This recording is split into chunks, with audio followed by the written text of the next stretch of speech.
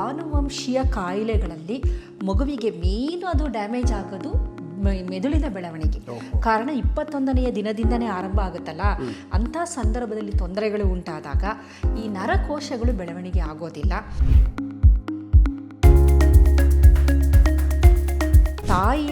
ತಾಯಿಗೆ ಇನ್ಫೆಕ್ಷನ್ ಆದಾಗ, ಸೋಂಕಾದಾಗ ಬೆಳೆಯುತ್ತಿರುವ ಭ್ರೂಣಕ್ಕೆ ಬರುತ್ತೆ, ಅದರ ಮೆದುಳನ್ನು ನಾಶ ಮಾಡುತ್ತೆ, ಕಣ್ಣಿನಲ್ಲಿರುವಂತಹ ನರಗಳನ್ನು ಮತ್ತು ಜೀವಕೋಶಗಳನ್ನು ನಾಶ ಮಾಡುತ್ತೆ. ಬ್ಲೈಂಡ್ ಆಗುತ್ತೆ ಮಗುಗೆ, ಕಣ್ಣು ಕಾಣೋದಿಲ್ಲ. ಆಮೇಲೆ ಮೆದುಳಿನ ಬೆಳವಣಿಗೆ ಸರಿಯಾಗಿ ಆಗೋದಿಲ್ಲ, ಸ್ನಾಯುಗಳ ಬೆಳವಣಿಗೆ ಸರಿಯಾಗಿ ಆಗೋದಿಲ್ಲ. ಹಾಗಾಗಿ ಅದರಲ್ಲಿ ಪ್ರಮುಖವಾಗಿ ನಾವು ನೋಡೋವಂಥದ್ದು ಮೆಂಟಲಿ ರಿಟಾರ್ಡೇಷನು ಮತ್ತು ಬ್ಲೈಂಡ್ನೆಸ್. ಒಂದು ಇತ್ತೀಚೆಗೆ ಏನಾಗಿದೆ ಅಂದರೆ ಒಂದು ಟ್ರೆಂಡ್ ಶುರು ಆಗ್ಬಿಟ್ಟಿದೆ. ಮನೆಯಲ್ಲಿ ಜಾಗ ಇರುತ್ತೋ ಬಿಡುತ್ತೋ, ಆಗುತ್ತೋ ಇಲ್ಲೋ, ಆದರೆ ಬೆಕ್ಕು ನಾಯಿಗಳನ್ನು ಸಾಕಬೇಕು. ಅದು ಸಾಕೋದು ತುಂಬ ಜಾಸ್ತಿ. ಮತ್ತು ಇವು ಡೊಮೆಸ್ಟಿಕೇಟೆಡ್, ಇವು ಸಾಕು ಪ್ರಾಣಿಗಳೇ. ಬೆಕ್ಕು ನಾಯಿ ಇರೋದೇ ಸಾಕೋದಕ್ಕೆ. ಆದರೆ ಯಾವ ರೀತಿ ಸಾಕಬೇಕು ಅನ್ನೋದನ್ನು ಫಸ್ಟ್ ಆ ಪ್ರಜ್ಞೆ ನಮ್ಗಳಿಗಿರಬೇಕು.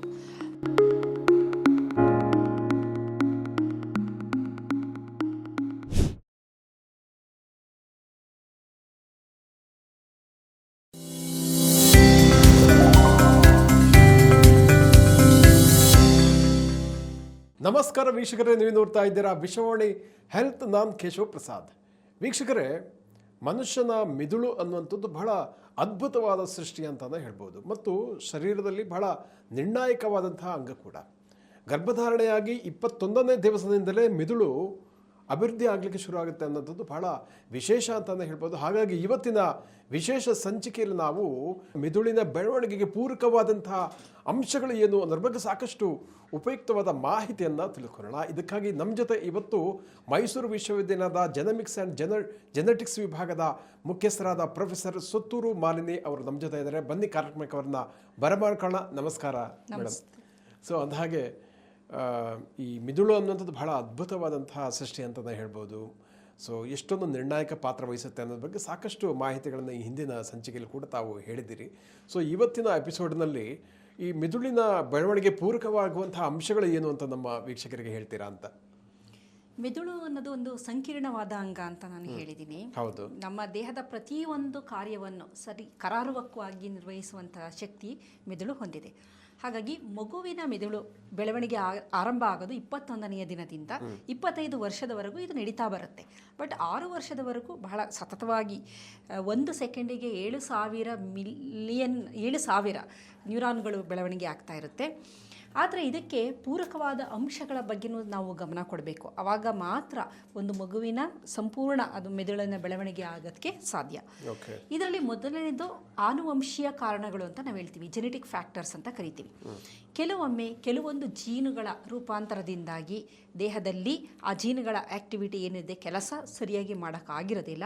ಅಂತಹ ಸಂದರ್ಭದಲ್ಲಿ ಬುದ್ಧಿಮಾಂದ್ಯ ಮಗುವಿನ ಜನನವನ್ನು ನಾವು ನೋಡಬಹುದು. ಇದರಲ್ಲಿ ಬಹಳ ಪ್ರಮುಖವಾದದ್ದು ಸಿಂಡ್ರೋಮ್ಸ್ಗಳಂತ ಇದೆ. ಅದರಲ್ಲಿ Down syndrome, Turner syndrome, Klinefelter syndrome, Patau syndrome, Edward syndrome, Wolf Hirschhorn syndrome, cri du cat syndrome, ಇವೆಲ್ಲ ಸಿಂಡ್ರೋಮ್ಗಳ ಒಂದು ಗುಂಪು. ಇದರಲ್ಲಿ ಪ್ರಮುಖವಾಗಿ ಡೌನ್ ಸಿಂಡ್ರೋಮ್ ಅನ್ನುವ ಒಂದು ಕಾಯಿಲೆಯಲ್ಲಿ, ಅದೊಂದು ಸಿಂಡ್ರೋಮ್, ಅದು ಕಾಯಿಲೆಗಳ ಕೂಟ ಅನ್ಬೋದು.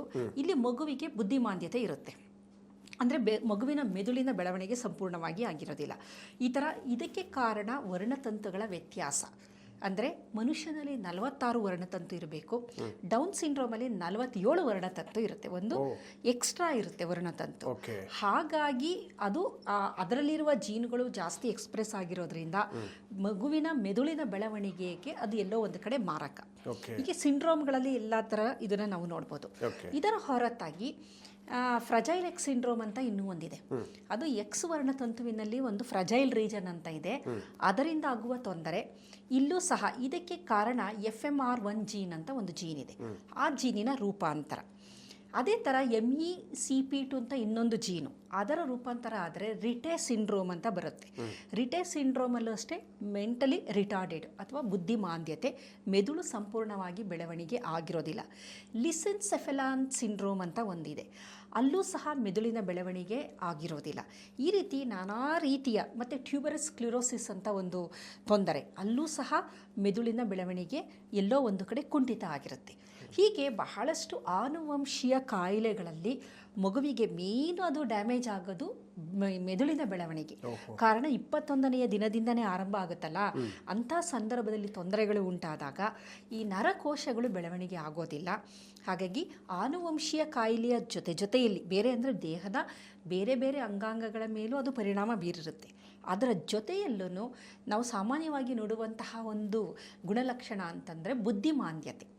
ಬುದ್ಧಿಮಾಂದ್ಯ ಮಕ್ಕಳನ್ನು ನಾವು ಏನಕ್ಕೆ ನೋಡ್ತೀವಿ ಅಂತಂದರೆ ಮೆದುಳಿನ ಬೆಳವಣಿಗೆ ಆಕೆ ತಾಯಿ ಗರ್ಭಾವಸ್ಥೆಯಲ್ಲಿ ಆ ಭ್ರೂಣದಲ್ಲಿ ಮೆದುಳಿನ ಬೆಳವಣಿಗೆ ಸರಿಯಾಗಿ ಆಗೋದಿಲ್ಲ. ಇಲ್ಲಿ ಏನಾಗುತ್ತೆ ಅಂದರೆ, ನಾನು ಹಿಂದಿನ ವಿಡಿಯೋಗಳಲ್ಲಿ ತಿಳಿಸಿದ್ದೀನಿ, ಮೆದುಳಿನ ಬೆಳವಣಿಗೆ ಆಗುವಂತಹ ಸಂದರ್ಭದಲ್ಲಿ ಈ ನಮ್ಮ ನರಕೋಶಗಳು ಬೆಳವಣಿಗೆ ಆಗಬೇಕು ಒಂದು, ಅದರ ಜೊತೆಗೆ ಸಿನಾಪ್ಸಿಸ್ ಅಂತ 2 ನರಕೋಶಗಳ ಕಮ್ಯುನಿಕೇಷನ್ ಚೆನ್ನಾಗಿರಬೇಕು, ಅದು ಚೆನ್ನಾಗಿರಬೇಕು. ಆಮೇಲೆ ನ್ಯೂರೋಪ್ಲಾಸ್ಟಿಸಿಟಿ, ಮೆದುಳಿನ ಕೆಲವೊಂದು ಭಾಗಗಳು ಪರಿಸರಕ್ಕೆ ಪೂರಕವಾಗಿ ನಮ್ಮ ಅವಶ್ಯಕತೆಗೆ ಪೂರಕವಾಗಿ ಬೆಳವಣಿಗೆ ಆಗ್ತಾ ಬರುತ್ತೆ. ಈ ಏನು ಅಂದರೆ ಕತ್ತಿನ ಶಾರ್ಪ್ ಮಾಡ್ದಂಗೆ, ನೀವು ಶಾರ್ಪ್ ಮಾಡಿದಂಗೆ ಅದು ತುಂಬ ಚೆನ್ನಾಗಿ ಕಟ್ ಮಾಡುತ್ತಲ್ಲ, ಆ ಥರ ಯಾವ ಭಾಗ ಚೆನ್ನಾಗಿ ಕೆಲಸ ಮಾಡುತ್ತೆ ಆ ಭಾಗದಲ್ಲಿ ಅದು ಇನ್ನೂ ಚೆನ್ನಾಗಿ ಡೆವಲಪ್ಮೆಂಟ್ ಆಗ್ತಿರುತ್ತೆ. ನ್ಯೂರೋಪ್ಲಾಸ್ಟಿಸಿಟಿ ಅದಾಗಿರ್ಬೋದು, ಮೈಲಿನೇಷನ್ ಅನ್ನೋ ಒಂದು ಪ್ರಾಸೆಸ್ ಆಗಿರಬಹುದು, ಮತ್ತು ನ್ಯೂರಾನಲ್ ಮೈಗ್ರೇಷನು, ನರಕೋಶಗಳು ಬೇರೆ ಬೇರೆ ಜಾಗದಲ್ಲಿ ಹೋಗಿ ಅಲ್ಲಿ ಬೆಳವಣಿಗೆ ಹೊಂದಂಥದ್ದು, ಇಂಥದ್ದೆಲ್ಲ ಬೇಕಾದಷ್ಟು. ಮತ್ತು mRNAಗಳಿರುತ್ತೆ, ನಾನ್ ಕೋಡಿಂಗ್ mRNA ಅಂತ, ಅವುಗಳು ಸರಿಯಾಗಿ ಕೆಲಸ ಮಾಡಬೇಕು. ಇದೆಲ್ಲ ಸರಿಯಾಗಿ ಕೆಲಸ ಮಾಡದಿದ್ದಂತಹ ಸಂದರ್ಭದಲ್ಲಿ ಮಗುವಿಗೆ ಬುದ್ಧಿಮಾಂದ್ಯತೆ ಇರುತ್ತೆ. ಹಾಗಾಗಿ ನಾವೆಲ್ಲ ಯಾವಾಗಲೂ ಸಂತೋಷ ಪಡಬೇಕು, ದೇಹದಲ್ಲಿ ನಾವೆಲ್ಲ ಚೆನ್ನಾಗಿದ್ದೀವಿ, ಆರೋಗ್ಯವಾಗಿದ್ದೀವಿ, ನಮ್ಮ ಮೆದುಳು ಚೆನ್ನಾಗಿ ಕೆಲಸ ಮಾಡ್ತಾ ಇದೆ, ದೇಹದ ಒಳ ಅಂಗಾಂಗಗಳು ಚೆನ್ನಾಗಿ ಕೆಲಸ ಮಾಡ್ತಿದೆ ಅಂದರೆ ವಿ ಶುಡ್ ಥ್ಯಾಂಕ್ ಗಾಡ್, ಭಗವಂತನಿಗೆ ಕೃತಜ್ಞತೆ ಅರ್ಪಿಸಬೇಕು. ಕೋಟ್ಯಾಂತರ ಜೀನುಗಳು ಸರಿಯಾಗಿ ಕೆಲಸ ಮಾಡಿರೋದ್ರಿಂದ ನಾವು ಚೆನ್ನಾಗಿದ್ದೀವಿ. ನಿಜವಾಗಿ ಬಹಳ ಅದ್ಭುತ ಅಂತಾನೆ ಹೇಳ್ಬೋದು. ಆರೋಗ್ಯ ಚೆನ್ನಾಗಿದ್ರೆ ಮತ್ತು ಒಳಗಿನ ಅಂಗಾಂಗಗಳು ಇನ್ಕ್ಲೂಡಿಂಗ್ ಮೆದುಳು, ಹೌದು, ಇಲ್ಲಾಂದ್ರೆ ಲೈಫ್ ಲಾಂಗ್ ಕಷ್ಟ.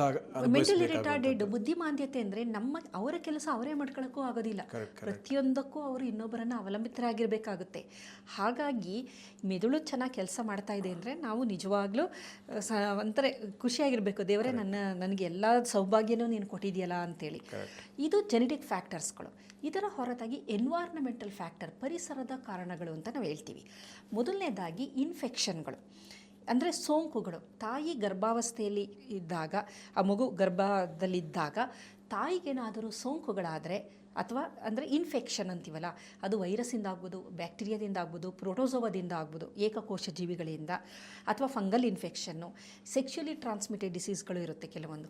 ಈ ಥರ ಎನಿ ಸೋಂಕು ಅಂತ ಅಂದಾಗ ಅದು ಮಗುವಿಗೆ ಪ್ಲಾಸೆಂಟಾ ಮುಖಾಂತರ ಈ ಒಂದು ವೈರಸ್ಗಳು, ಬ್ಯಾಕ್ಟೀರಿಯಾಗಳು ಆ ಭ್ರೂಣದ ದೇಹಕ್ಕೂ ಹೋಗಿ ಅದರ ಮೆದುಳಿನ ಬೆಳವಣಿಗೆಯನ್ನು ಕುಂಠಿತತೆ ಮಾಡುತ್ತೆ.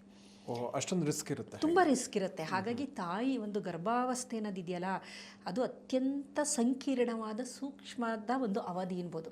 ತಾಯಿ ಎಷ್ಟರ ಮಟ್ಟಿಗೆ ಇರ್ತಾಳೆ ಅಂದರೆ ಆರೋಗ್ಯ ಎಷ್ಟು ಚೆನ್ನಾಗಿರುತ್ತೆ, ಅದು ಮಗುವಿನ ಆರೋಗ್ಯವನ್ನು ನಿರ್ಧಾರ ಮಾಡುತ್ತೆ. ಇಲ್ಲಿ ಟಾರ್ಚ್ ಅಂತ ಒಂದು ಟೆಸ್ಟ್ ಮಾಡ್ತಾರೆ, ಟಾರ್ಚ್ ಇನ್ಫೆಕ್ಷನ್ ಅಂತ, ಟಾರ್ಚ್ TORCH ಅಂತ.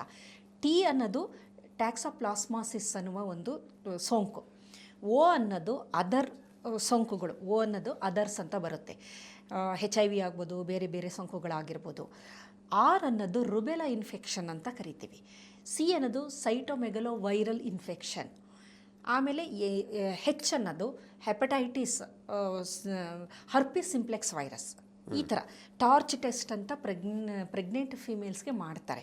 ಮಾಡಿದಾಗ ಸೋಂಕಿದ್ರೆ ಗೊತ್ತಾಗುತ್ತೆ.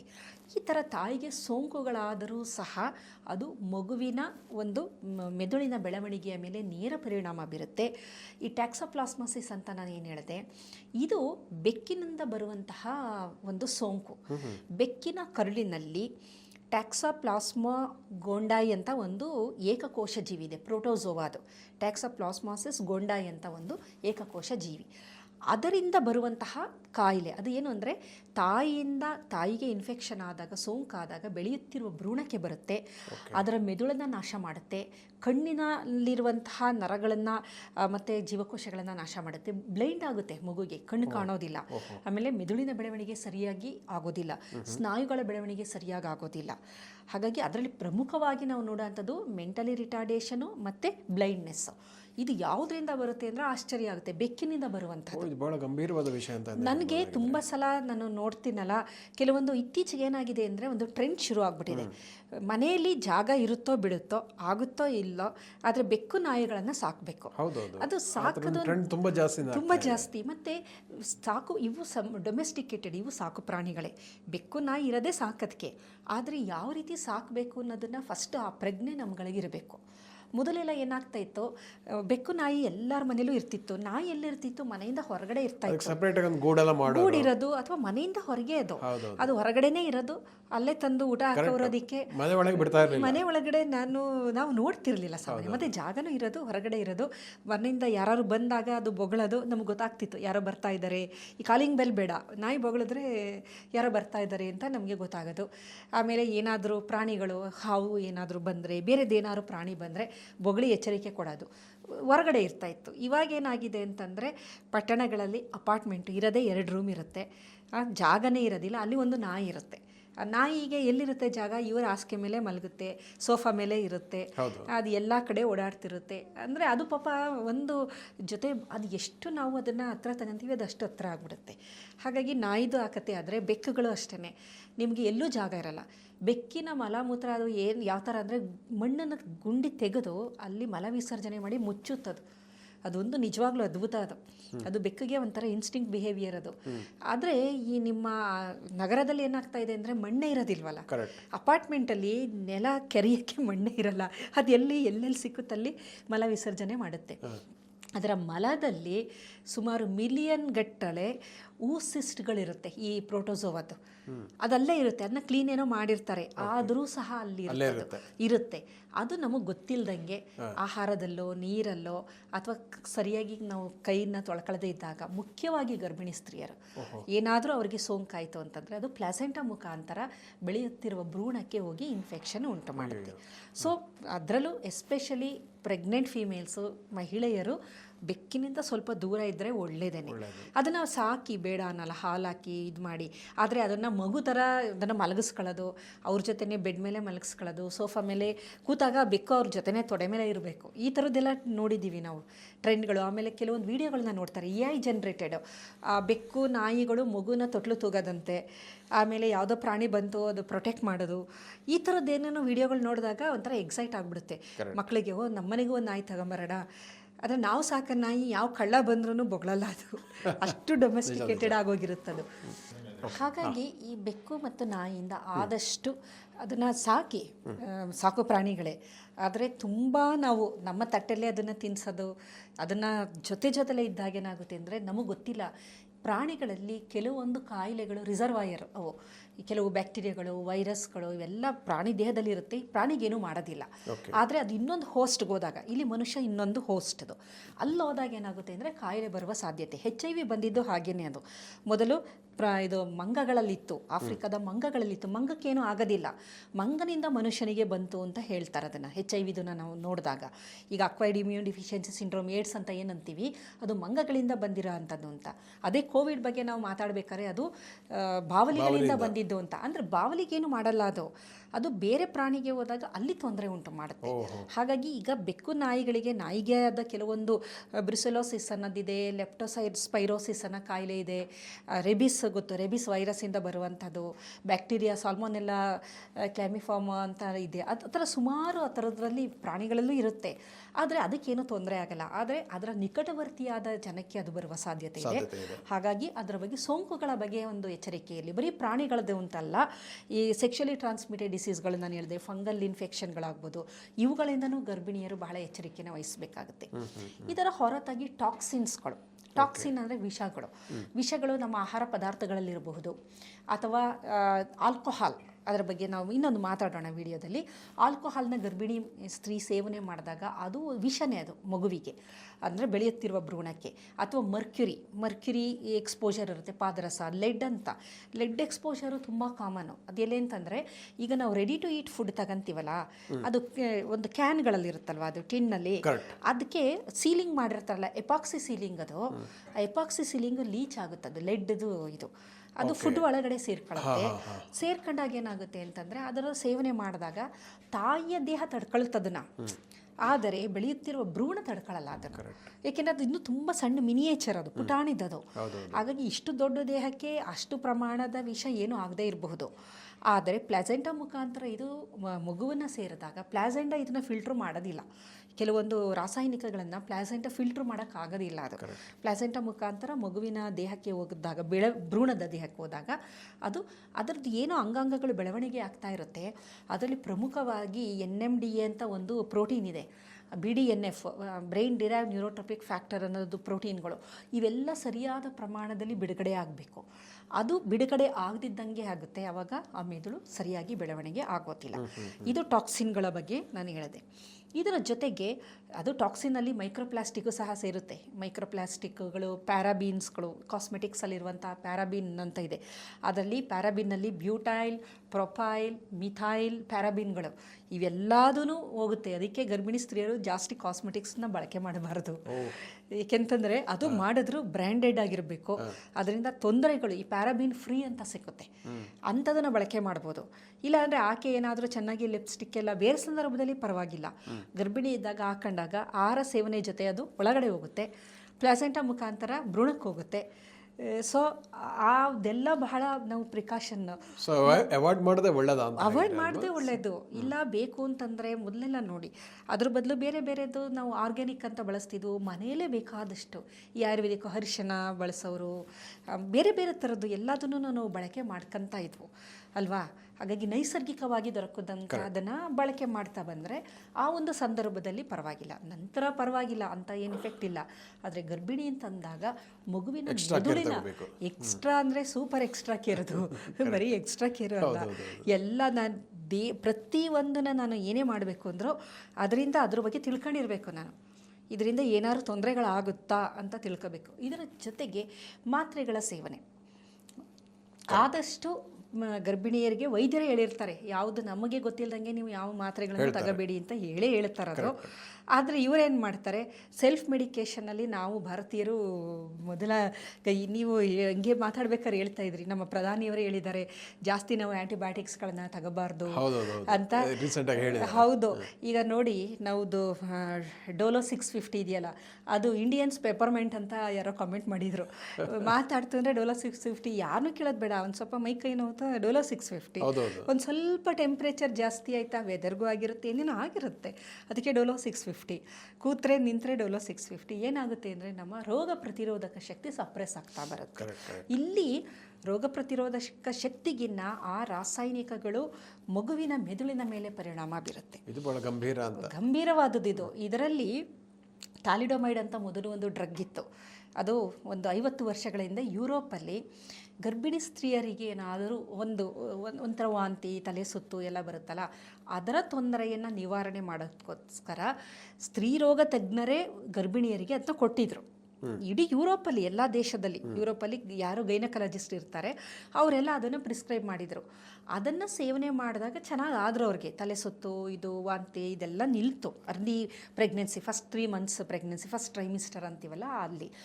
ನಂತರ ಮಗು ಹುಟ್ಟಿದಾಗ ಮಕ್ಕಳಿಗೆ ಕೈಕಾಲೇ ಇರಲಿಲ್ಲ, ಕೈಕಾಲುಗಳ ಬೆಳವಣಿಗೆನೇ ಇಲ್ಲ. ಅಲ್ಲಿ ಮೆದುಳು ಬೆಳವಣಿಗೆ ಆಗಿತ್ತು, ಕೈಕಾಲು ಬೆಳವಣಿಗೆ ಆಗಿಲ್ಲ. ಅಂದರೆ ಅದು ಆರ್ಗನೋಜೆನಿಸಿಸ್ ಕೆಲವೊಂದು ಅಂಗಾಂಗಗಳಿಗೆ.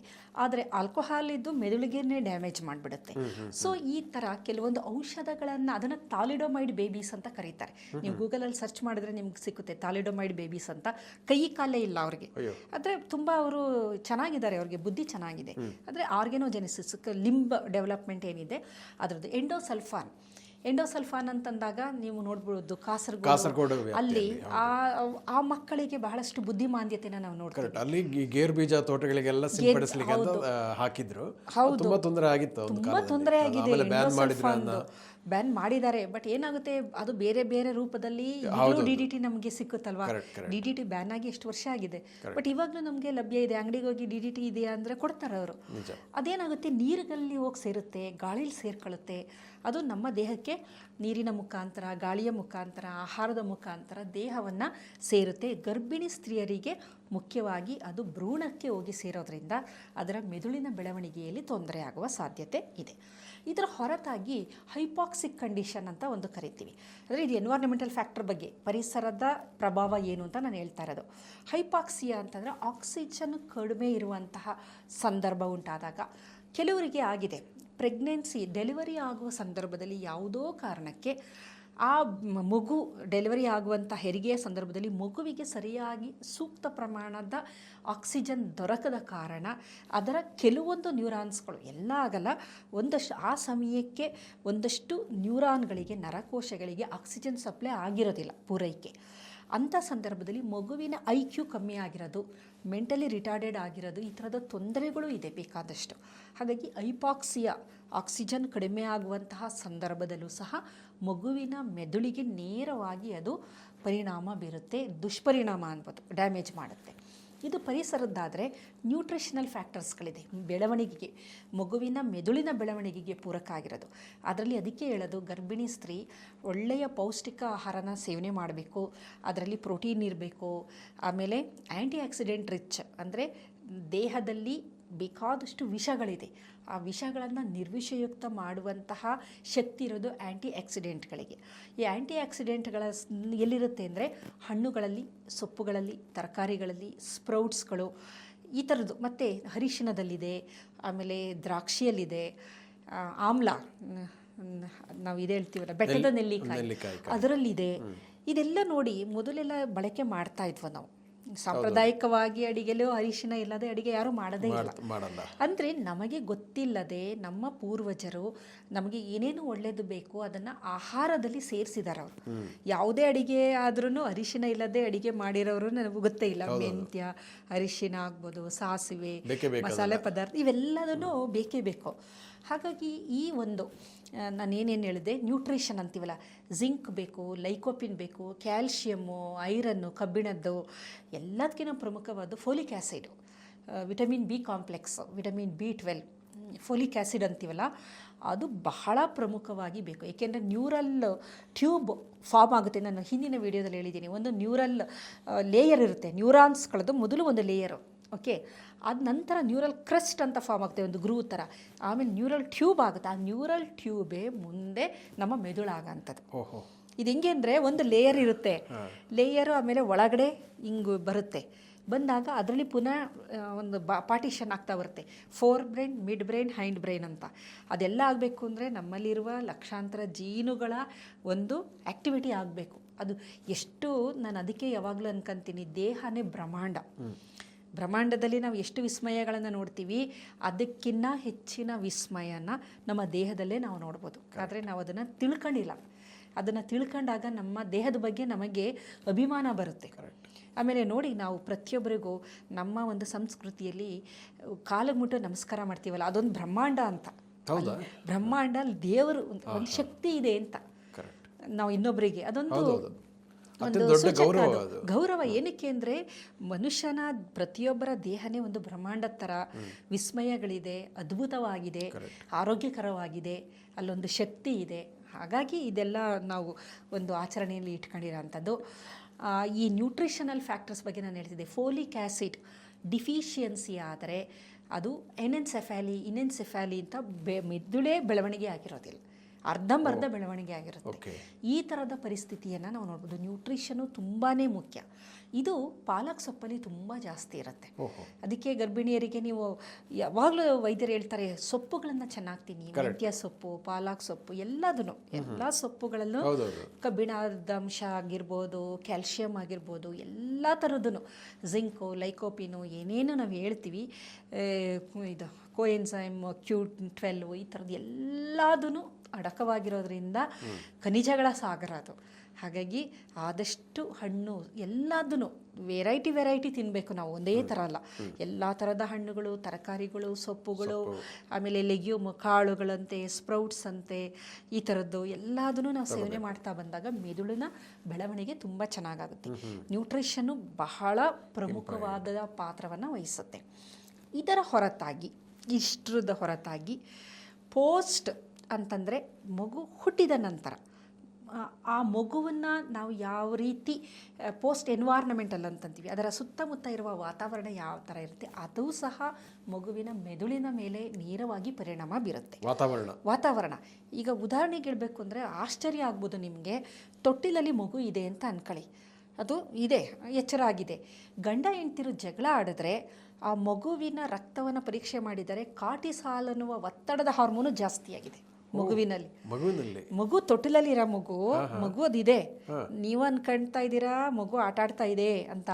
ಆದರೆ ಗಂಡ ಹೆಂಡತಿ ಜೋರಾಗಿ ಮಾತಾಡ್ತಾ ಇದ್ರೆ ಅದರ ಸ್ಟ್ರೆಸ್ ಹಾರ್ಮೋನ್, ಒತ್ತಡದ ಹಾರ್ಮೋನು ಮಗುವಿನಲ್ಲಿ ಶೂಟಪ್ ಆಗಿದೆ. ಗಂಡ ಹೆಂಡತಿದ್ ಬಿಟ್ಬಿಡಿ, ಎಷ್ಟು ಸೂಕ್ಷ್ಮ ಇರುತ್ತೆ ಮಗು, ತುಂಬಾನೇ ಸೂಕ್ಷ್ಮ. ಅದಕ್ಕೇನು ಮಾಡ್ತಾರೆ, ಮಗುವಿಗೆ ನೀವು ಲಾಲಿ ಹಾಡು ಯಾಕೆ ಕೇಳ್ತಾರೆ, ಸೂದಿಂಗ್ ಒಂಥರ ತುಂಬ ಸಮಾಧಾನಕರವಾಗಿ ಮನಸ್ಸಿಗೆ ಹಿತವಾಗಿ ಮನಸ್ಸಿಗೆ ಮುದ ನೀಡುವಂತಹ ಸೌಂಡ್ಗಳು ಹೊರಗಡೆ ಇರಬೇಕು. ಅದಕ್ಕೆ ಅದರ ಬೆದಳು ತುಂಬ ಚೆನ್ನಾಗಿ ಬೆಳವಣಿಗೆ ಆಗಬೇಕು ಅಂದರೆ ನೀವು ಅದಕ್ಕೆ ವೆಸ್ಟರ್ನ್ ಮ್ಯೂಸಿಕ್ ಹಾಕ್ಬಿಟ್ರೆ ಅದು ಗಾಬರಿ ಆಗಿಬಿಟ್ಟು ಅದರ ಸ್ಟ್ರೆಸ್ ಹಾರ್ಮೋನ್ ಜಾಸ್ತಿ ಆಗಿಬಿಡುತ್ತೆ. ಅದೇ ಪೋಷಕರು ತಿಳ್ಕೋಬೇಕಾಗಿರೋದು. ಗೊತ್ತಿಲ್ಲದ ಚಿಕ್ಕ ಮಗು ತೊಟ್ಟಿಲಿರುತ್ತೆ, ಜಗಳ ಮಾಡ್ತಾರೆ. ಅವ್ರು ಏನಂತಾರೆ, ಅದಕ್ಕೇನು ಗೊತ್ತಾಗುತ್ತೆ, ಅದು ಪುಟಾಣಿದು ಅಂತ ಅನ್ಕೊಂತಾರೆ. ಮಗು ಹೊರಗಡೆ ಬಂದಿದ ತಕ್ಷಣ ಅದು ಒಂಥರ ಜೀನಿಯಸ್. ಅದು ನೀವು ಎಷ್ಟು ಒಳ್ಳೆಯದು ಕೊಡ್ತಾ ಬರ್ತೀರಾ ಅಷ್ಟು ಅದ್ಭುತವಾಗಿ. ನಿಜವಾಗ್ಲೂ ಅದಕ್ಕೆ ನೋಡಿ, ಎಲ್ಲ ಮಹಾನ್ ಪುರುಷರಿದಾರಲ್ಲ, ಅವರು ಮಹಾನ್ ಪುರುಷರಾಗಕ್ಕೆ ಅವರ ಪೋಷಕರೇ ಕಾರಣ, ಅವರ ತಂದೆ ತಾಯಿ. ಈಗ ನೀವು ಯಾರೇ ದೊಡ್ಡ ಮಹಾನ್ ವ್ಯಕ್ತಿ ಅಂದರೆ ಅವರ ಬಾಲ್ಯವನ್ನು ನೀವು ನೋಡಿದಾಗ ವಿವೇಕಾನಂದರಿಗೆ ಯಾವ ಥರ ಸಂಸ್ಕಾರ ಸಿಕ್ತು, ಅವರ ತಂದೆ ಅವರ ಮನೆಯಲ್ಲಿ ಸದಾ ಚಟುವಟಿಕೆ ಇತ್ತು, ಸದಾ ಅಲ್ಲಿ ಉಪನ್ಯಾಸಗಳು, ಅವರೂ ಸಹ ಒಂಥರ ಆಧ್ಯಾತ್ಮಿಕತೆಯಲ್ಲಿ ಹೆಚ್ಚಿನ ಇದನ್ನು ಕೊಡ್ತಿದ್ರು. ಎಲ್ಲರೂ ಯಾರೇ ಆಗಿಲಿ, ನೀವು ನಾನು ಒಂದು ಉದಾಹರಣೆ ಹೇಳಿದೆ, ಪ್ರತಿಯೊಬ್ಬರೂ ಅವರ ಬಾಲ್ಯದಲ್ಲಿ ಅವರ ತಂದೆ ತಾಯಿಗಳು ಯಾವ ರೀತಿ ಅವರನ್ನು ಬೆಳೆಸಿದ್ರು ಅನ್ನೋದ್ರ ಮೇಲೆ ಆ ವ್ಯಕ್ತಿ ಸಜ್ಜನ ದುರ್ಜನ ಅಂತ ಆಗೋದು ಅಲ್ಲಿಂದನೇ ಆಗ. ಇನ್ನೊಂದು, ನಾನು ಇನ್ನೂ ಸ್ವಲ್ಪ ಹಿಂದೆ ಹೋಗ್ತೀನಿ, ಮಗು ಗರ್ಭಾವಸ್ಥೆಯಲ್ಲಿರುವಾಗನೇ ಕೇಳುತ್ತೆ ಅಂತ ಹೇಳ್ತಾರೆ, ಸಂಗೀತ ಇರ್ಬೋದು. ಹೌದು. ಅದು ಯಾವ ಥರ ಅಂದರೆ ತುಂಬ ಅಷ್ಟಿದಲ್ಲ, ನಿಮಗೆ ಕ್ಲಾರಿಟಿ ಇರಲ್ಲ. ಈ ಸ್ವಿಮ್ಮಿಂಗ್ ಪೂಲ್ ಒಳಗಡೆ ಇದ್ದಾಗ ಹೊರಗಡೆ ಸೌಂಡ್ ಆದಾಗ ನಿಮ್ಗೆ ಎಷ್ಟು ಸ್ವಲ್ಪ ಡಿಸ್ಟರ್ಬೆನ್ಸ್ ಇರುತ್ತೆ, ಬಟ್ ಕೇಳುತ್ತೆ. ಅಭಿಮನ್ಯುವಿನ ಕಥೆ ಆಗಿರ್ಬೋದು, ಹಿರಣ್ಯಕಶಿಪುವಿನ ಮಗ ಪ್ರಹ್ಲಾದನ ಕಥೆ ಆಗಿರ್ಬೋದು, ನೀವೆಲ್ಲ ಕೇಳಿದಾಗ ಅದೆಲ್ಲದೂ ಗರ್ಭದಲ್ಲಿದ್ದಾಗಲೇ ಆ ತಾಯಿ ಕೊಟ್ಟಿರುವ ಸಂಸ್ಕಾರದಿಂದ ಮಗು ಆ ಥರ ಅದ್ಭುತವಾಗಿ ಬೆಳವಣಿಗೆ ಹೊಂದಿರೋದು. ಇದು ಗರ್ಭದಲ್ಲಿದ್ದಾಗಲೂ ಆಗುತ್ತೆ, ಹೊರಗಡೆ ಬಂದಾಗ ಜಾಸ್ತಿ ಆಗುತ್ತೆ, ಕ್ಲಾರಿಟಿ ಜಾಸ್ತಿ, ಬಾಹ್ಯ ಜಗತ್ತಿಗೆ ಓಪನ್ ಆಗುತ್ತೆ ಮಗು. ಹೌದು. ಆಮೇಲೆ ತಂದೆ ತಾಯಿಗಳು ಅದು ಸ್ವಲ್ಪ ಪುಟ್ಟದಿರುತ್ತೆ ಅದ್ರ ಎದುರಿಗೆ, ಅದಕ್ಕೆ ಮಕ್ಕಳ ಎದುರಿಗೆ ಜಗಳ ಆಡಬೇಡಿ ಅಂತಂತಾರೆ. ನಿಮ್ಮ ಡಿಫ್ರೆನ್ಸ್ಗಳನ್ನ ನೀವೇನಾದ್ರು ಇಟ್ಕೊಳ್ಳಿ, ಮಗು ಎದುರಿಗೆ ಯಾವತ್ತೂ ತೋರಿಸ್ಬಾರ್ದು ಅಂತ ಹೇಳ್ತಾರೆ ಅನ್ನೋದು ಮೊದಲಿಂದ ಹೇಳ್ತಾರೆ. ಆದರೆ ಇದೇ ಕಾರಣ. ಆದರೆ ಜನ ಏನನ್ಕಂತಾರೆ, ಅದೇನು ಪುಟ್ಟದು, ಅದಕ್ಕೇನು ಮಹಾ ಗೊತ್ತಾಗುತ್ತೆ. ಆದರೆ ಅದರ ಬೆಳವಣಿಗೆ ಆಗುತ್ತಿರುವ ಮೆದುಳಿನ ಮೇಲೆ ಇದು ಪರಿಣಾಮ ಬೀರುತ್ತೆ. ಅಪ್ಪ ಹೊಡೆದಿರೋದು ಅಮ್ಮನ ಆ ಮಗು ಯಾವತ್ತೂ ಮರ್ತಿರೋದಿಲ್ಲ. ಅದು ಎಲ್ಲೋ ಒಂದು ಕಡೆ ಅದಕ್ಕೆ ಭಯ ಇರುತ್ತೆ. ಇಂಥ ಮಕ್ಕಳುಗಳೇ ಮುಂದಿನ ದಿನದಲ್ಲಿ ಸಮಾಜಕ್ಕೆ ಕಂಟಕಪ್ರಾಯರು. ಈ ಅಬ್ಯೂಸ್ ಆಗಿರ್ಬೋದು, ಹೊಡೆದಾಗೋದು, ಬಡದಾಡೋದು, ಬೈಯೋದು, ಫ್ಯಾಮಿಲಿಲಿ ಆ ಥರದ್ದು ಕುಡಿತು ಇದು ಮಾಡೋದು, ಅಥವಾ ಬೇರೆ ಒಂದು ಎಕ್ಸ್ಟ್ರಾ ಮ್ಯಾರಿಟಲ್ ರಿಲೇಷನಲ್ಲಿ ಇದು ಮಾಡ್ಕೊಳ್ಳೋದು, ಇದೆಲ್ಲ ಮಗುವಿನ ಮೇಲೆ ಅನ್ಕೋಬೋದು. ಅದಕ್ಕೆ ಏನು ಗೊತ್ತಾಗಲ್ಲ ಅಂತ ಎಲ್ಲ ಗೊತ್ತಾಗುತ್ತೆ ಅದಕ್ಕೆ. ಅಂದರೆ ಆ ಮಟ್ಟಕ್ಕೆ ಗೊತ್ತಾಗದೆ ಹೋದರೂ ತೊಂದರೆ ಆಗ್ತಾಯಿದೆ, ಮನೆಯದು ಸರಿ ಇಲ್ಲ ಅನ್ನೋದು ಗೊತ್ತಾಗುತ್ತಲ್ಲ, ಇದು ಸಹ ಗ್ರಹಿಸುತ್ತೆ, ಖಂಡಿತ ಗ್ರಹಿಸುತ್ತೆ. ಅದರ ಕಾರ್ಟಿಸಾಲ್ ಲೆವೆಲ್ನ ನೋಡಿದ್ದಾರೆ, ವೇರಿಯೇಷನ್ ಆಗಿರೋದು. ಇದೇನಾಗುತ್ತೆ, ಬೆಳವಣಿಗೆನ ಕುಂಠಿತತೆ ಮಾಡುತ್ತೆ. ಎಪೋಪ್ಟಾಸಿಸ್ ಅಂತ ಒಂದು ಒಂದು ರಿಯಾಕ್ಷನ್ ಶುರು ಆಗಿಬಿಡುತ್ತೆ, ಅಂದರೆ ಜೀವಕೋಶಗಳು ನಶಿಸಿ ಹೋಗೋವಂಥದ್ದು. ಆಮೇಲೆ ಸರಿಯಾಗಿ ನ್ಯೂರಾನ್ಗಳು ಬೆಳವಣಿಗೆ ಆಗದೇ ಇರೋವಂಥದ್ದು, ಪೂರಕವಾದ ಅಂಶಗಳು ದೊರಕದೇ ಇರೋ ಅಂಥದ್ದು, ಮೈಲಿನೇಷನ್ ಸರಿಯಾಗಿ ಆಗದೇ ಇರೋ ಅಂಥದ್ದು, ಸಿನಾಪ್ಸಿಸ್ ಆಗದೇ ಇರೋಂಥದ್ದು, ನ್ಯೂರೋಪ್ಲಾಸ್ಟಿಸಿಟಿ ಇಲ್ಲದೆ ಇರೋಂಥದ್ದು, ಈ ಥರ ನಾನಾ ರೀತಿಯ ತೊಂದರೆಗಳನ್ನು ನಾವು ನೋಡ್ತೀವಿ. ಪೋಸ್ಟ್ ಅಂದಾಗ ಹೊರಗೆ ಬಂದ ನಂತರ ಮಗು ಎನ್ವೈರ್ನಮೆಂಟಲ್ ಫ್ಯಾಕ್ಟರ್ಸ್ ಏನಿದೆ ಅದು ತಂದೆ ತಾಯಿಗಳು. ಅದಕ್ಕೆ ಹೇಳೋದು ಬ್ಯಾಡ್ ಪೇರೆಂಟಿಂಗ್ ಇದೆಯಲ್ಲ, ನಿಜವಾಗ್ಲೂ ಅದು ತುಂಬಾ ಆ ಮಗುವಿನ ಮೇಲೆ ಪರಿಣಾಮ ಬೀರುತ್ತೆ. ಅದರ ಮುಂಭಾಗದ ಮೆದುಳು ಬೆಳವಣಿಗೆ ಆಗಲ್ಲ. ಮುಂಭಾಗದ ಮೆದುಳು ಅದ್ಭುತವಾದ ಮೆದುಳು, ಇದರ ಬದಲು ಹಿಂಭಾಗದ ಮೆದುಳು ಆ್ಯಕ್ಟಿವೇಟ್ ಆಗುತ್ತೆ ಯಾವಾಗಲೂ. ಅದು ನಾನು ಹೇಳಿದೆ ಲಿಂಬಿಕ್ ಬ್ರೈನ್ ಅಂತೀವಿ, ಲಿಂಬಿಕ್ ಬ್ರೈನನ್ನು ಪ್ರಾಣಿ ಮೆದುಳು ಅಂತೀವಿ. ಆ ಮಗು ಮುಂದಿನ ದಿನದಲ್ಲಿ ಅವನು ಹೆದರ್ಕೊಂಡು ಒಂಥರ ಅವನು ತುಂಬ ಹೆದರಿಕೆ ಸ್ವಭಾವ ಆಗ್ಬೋದು, ಇಲ್ಲ ಅಗ್ರೆಸಿವ್ ಆಗ್ಬೋದು. ಎರಡರಲ್ಲೊಂದು. ಒಂದೋ ಹೊಡೆದಾಟಕ್ಕೆ ಮಾತಾಡ್ರೆ ಹೊಡೆದಾಟಕ್ಕೆ ನಿಲ್ತಾನೆ, ಇಲ್ಲ ಹೆದರ್ಕೊಂತಾನೆ ಅವನು. ಇದನ್ನು ನಿಭಾಯಿಸೋಕ್ಕೆ ಅವನಿಗೆ ಬರೋದಿಲ್ಲ. ಕಾರಣ ಮೆದುಳಿನಲ್ಲಿ ಈ ಭಾಗದ ಜೀನ್ಸ್ಗಳು ಆ್ಯಕ್ಟಿವೇಟ್ ಆಗಿಲ್ಲ, ಹಾಗೇ ಇಲ್ಲ. ಆಮೇಲೆ ಅದರ ಜೊತೆಯಲ್ಲಿ ಆ ಭಾಗವೂ ಸಹ ಬೆಳವಣಿಗೆ ಆಗಿಲ್ಲ. ಮತ್ತು HPA ಆಕ್ಸಿಸ್ ಅಂತ ಇದೆ, ಹೈಪೋಥಾಲಮಸ್ ಪಿಟ್ಯೂಟರಿ ಗೊನಾಡಲ್ ಆಕ್ಸಿಸ್ ಅಂತ ಒಂದು ಆಕ್ಸಿಸ್. ನಮ್ಮ ಮೆದುಳಿನಲ್ಲಿ ಹೈಪೋಥಾಲಮಸ್ ಅಂತ ಒಂದು ಗ್ರಂಥಿ ಇದೆ. ಅದು ಒಂದು GRH ಅಂತ ಒಂದು ಹಾರ್ಮೋನ್ನ ರಿಲೀಸ್ ಮಾಡುತ್ತೆ. ಆ ಹಾರ್ಮೋನು ನಮ್ಮ ಪಿಟ್ಯೂಟರಿ ಮೇಲೆ ಆ್ಯಕ್ಟ್ ಮಾಡಿ ACTH ಅಂತ ಇನ್ನೊಂದು ಹಾರ್ಮೋನು, ಎಡ್ರಿನೋ ಕಾರ್ಟಿಕೋಟ್ರೋಪಿಕ್ ಹಾರ್ಮೋನ್ ಅಂತ, ಅದು ಕಾರ್ಟಿಕೋಟ್ರೋಪಿಕ್ ಹಾರ್ಮೋನ್ನ ಬಿಡುಗಡೆ ಮಾಡುತ್ತೆ ಹೈಪೋಥಾಲಮಸ್ಸು. ಅದು ನಮ್ಮ ಮೆದುಳಿನ ಮೇಲೆ ಆ್ಯಕ್ಟ್ ಮಾಡಿ ಎಡ್ರಿನೋ ಕಾರ್ಟಿಕೋಟ್ರೋಪಿಕ್ ಹಾರ್ಮೋನ್ ಅಂತ ಇನ್ನೊಂದು ಹಾರ್ಮೋನ್ನ ಬಿಡುಗಡೆ ಮಾಡುತ್ತೆ. ನಂತರ ಅದು ಎಡ್ರಿನಲ್ ಗ್ಲ್ಯಾಂಡ್ ಮೇಲೆ ಆ್ಯಕ್ಟ್ ಮಾಡಿ ಒತ್ತಡದ ಸಂದರ್ಭದಲ್ಲಿ ಕಾರ್ಟಿಸಾಲ್ ರಿಲೀಸ್ ಮಾಡುತ್ತೆ. ಈ ಪಾತ್ವೆ ಇದೆಯಲ್ಲ, ಇದು ವಾತಾವರಣದಿಂದನೇ ಸರಿಯಾಗಿ ಅದು ಒಂದು ಸಮಸ್ಥಿತಿಗೆ ಬರೋ ಅಂಥದ್ದು. ಈಗ ಎಲ್ಲರಿಗೂ ಈ ಪಾತ್ವೆ ಆ್ಯಕ್ಟಿವೇಟ್ ಆಗುತ್ತೆ, ನನಗೂ ಆಗಬೇಕು, ನಿಮಗೂ ಆಗಬೇಕು. ಆದರೆ ಇಲ್ಲಿ ಒಂದು ರಿದಮ್ ಇದೆ, ಒಂದು ಬ್ಯಾಲೆನ್ಸ್ ಇದೆ. ಈ ಬ್ಯಾಲೆನ್ಸ್ ಯಾವ ಥರ ಅಂತಂದರೆ ವಾತಾವರಣ ಇದಕ್ಕೆ ಪೂರಕ ಆಗಿರೋಂಥದ್ದು. ಸರಿಯಾದ ವಾತಾವರಣದಲ್ಲಿ ಬೆಳೆದ ಮಗು ಏನು ಬೇಕಾದರೂ ಎದುರಿಸುವಂಥ ಶಕ್ತಿಯನ್ನು ಪಡೆಯುತ್ತೆ. ಯಾಕೆ ಆ ರಿದಮ್ಮು ಆ ಇದು ಎಲ್ಲ ಸರಿಯಾಗಿ ಆಗಿರೋದ್ರಿಂದ ಕೊಹೆರೆನ್ಸ್ ಚೆನ್ನಾಗಿರುತ್ತೆ. ಆದರೆ ಯಾವ ಮಗುವಿಗೆ, ಪುಟ್ಟ ಮಗು, ಅದು ಇನ್ನೂ 1 ವರ್ಷವೂ ಆಗಿಲ್ಲ, ಮನೆಯಲ್ಲಿ ವೈಲೆನ್ಸ್ ಆಗಿರ್ಬೋದು, ಗಲಾಟೆಗಳಾಗಿರ್ಬೋದು, ಜಗಳಗಳಾಗಿರ್ಬೋದು, ಇಂಥ ವಾತಾವರಣದಲ್ಲಿ ಬೆಳೆದಾಗೇನಾಗುತ್ತೆ, ಅದಕ್ಕೆ ಕಾರ್ಟಿಸಾಲ್ ಪ್ರಮಾಣ ಮಗುವಿನಲ್ಲಿ ರಕ್ತದಲ್ಲಿ ಜಾಸ್ತಿ ಆದಾಗ ಅದರ ಮೆದುಳಿನ ಬೆಳವಣಿಗೆಯ ಮೇಲೆ ಇದು ನೇರ ಪರಿಣಾಮ ಬೀರ್ತಾ ಇದೆ. ಅಂದರೆ ಮಕ್ಕಳಿಗೆ ಒಳ್ಳೆಯ ಒಂದು ಆಹಾರ ಕೊಡೋದು ಮಾತ್ರ ಸಾಲಲ್ಲ. ಸೊ ಈ ರೀತಿಯ ವಾತಾವರಣ ಕೂಡ ಎಷ್ಟು ನೇರವಾಗಿ ಮೆದುಳಿನ ಮೇಲೆ ಇಂಪ್ಯಾಕ್ಟ್ ಆಗುತ್ತೆ. ಖಂಡಿತ ಆಹಾರದ ಜೊತೆಯಲ್ಲಿ ಸಂಸ್ಕಾರ ಕೂಡ ಸಂಸ್ಕಾರ ಬಹಳ ಮುಖ್ಯ. ಹಾಗಾಗಿ ನೋಡಿ, ಮೊದಲೆಲ್ಲ ಮಕ್ಕಳನ್ನ ಎಷ್ಟು ಚೆನ್ನಾಗಿ ಬೆಳೆಸ್ತಾ ಇದ್ರು. ಮಕ್ಕಳಿಗೆ ಕತೆ ಹೇಳೋರು, ಅದಕ್ಕೆ ಆಟ ಆಡಿಸೋರು, ಹಾಡುಗಳು ಹೇಳೋರು, ಕೆಲವೊಂದು ಸಂಸ್ಕಾರ ನಾವು ಅಂತೀವಿ, ಅದೆಲ್ಲ ಕೆಲವು ಆಚರಣೆಗಳು ಮೂಢನಂಬಿಕೆ ಅಂತ ಅನ್ಕೊಂತೀವಿ. ಯಾವುದು ಮೂಢನಂಬಿಕೆ ಅಲ್ಲ. ಅದರ ಪ್ರತಿಯೊಂದು ಆಚರಣೆಯ ಹಿಂದೆ ಸಾವಿರಾರು ವರ್ಷಗಳ ಇತಿಹಾಸ ಇದೆ. ಪ್ರಾಕ್ಟೀಸ್ ಮಾಡಿದ್ದಾರೆ, ಅದರಿಂದ ಒಳ್ಳೆಯದನ್ನು ನೋಡಿದ್ದಾರೆ. ಇದು ಹೇಗಾದ್ರೆ ಇಡೀ ಇಂಡಿಯಾದಲ್ಲಿ ಆ ಕಲ್ಚರ್ ಬಂದಿದೆ. ಒಂದು ದೇವಸ್ಥಾನಕ್ಕೆ ಹೋಗೋದೇ ಆಗಲಿ, ಒಟ್ಟಿಗೆ ಕೂತ್ಕೊಂಡು ಊಟ ಮಾಡೋದೇ ಆಗಲಿ, ನಮಸ್ಕಾರ ಮಾಡೋದೇ ಆಗಲಿ, ಪ್ರತಿಯೊಂದು ನೀವು ಆಚರಣೆ ಅಂತ ಹೇಳ್ತಾ ಬಂದರೆ ಇನ್ನೊಂದು ಮಾಡೋಣ, ಒಂದು ಸೀರೀಸ್ ಮಾಡೋಣ. ಅದು ಎಲ್ಲ ಆಚರಣೆಗಳ ಹಿಂದಿರುವ ವೈಜ್ಞಾನಿಕತೆ. ಮೊನ್ನೆ ನಾನು ಹಾಗೆ ಒಂದು ರಿಸರ್ಚ್ ಆರ್ಟಿಕಲ್ ನೋಡ್ಬೇಕಾದ್ರೆ ಶಂಖ ಓದೋದು ನಮ್ಮ ಶ್ವಾಸಕೋಶನ ಎಷ್ಟು ಸ್ಟ್ರಾಂಗ್ ಮಾಡುತ್ತೆ ಅಂತಂದರೆ, ಮತ್ತು ಮೆದುಳಿನಲ್ಲಿ ಕೆಲವೊಂದು ಅಲೆಗಳನ್ನು ಅದು ಕ್ರಿಯೇಟ್ ಮಾಡ್ತಾ ಬರುತ್ತೆ, ಒಳ್ಳೆಯ ಅಲೆಗಳು. ಅವಾಗ ಅನ್ನಿಸ್ತು, ಪಾಂಚಜನ್ಯ ಶಂಖ ಕೃಷ್ಣ ಯಾಕೆ ಮಹಾಭಾರತದ ಸಂದರ್ಭದಲ್ಲಿ ಆಗ ಯುದ್ಧ ಮಾಡಬೇಕಾದ್ರೂ ಓದ್ತಾ ಇದ್ರು, ಒಳ್ಳೆ ದೇವಸ್ಥಾನಗಳಲ್ಲಿ ಅದನ್ನು ಮಾಡ್ತಾ ಇದ್ರು, ಶಂಖದನ್ನ ಓದ್ತಾ ಇದ್ರು. ಈಗ ಎಲ್ಲ ಪೂಜೆಗಳ ಸಂದರ್ಭಗಳಲ್ಲಿ ಹೌದು ಶಂಖನಾದ ಹೌದು, ಅದಕ್ಕೆ ಅದು ಬೇಕು, ಆ ಥರದ ಒಂದು ಸೌಂಡ್ ಬೇಕು.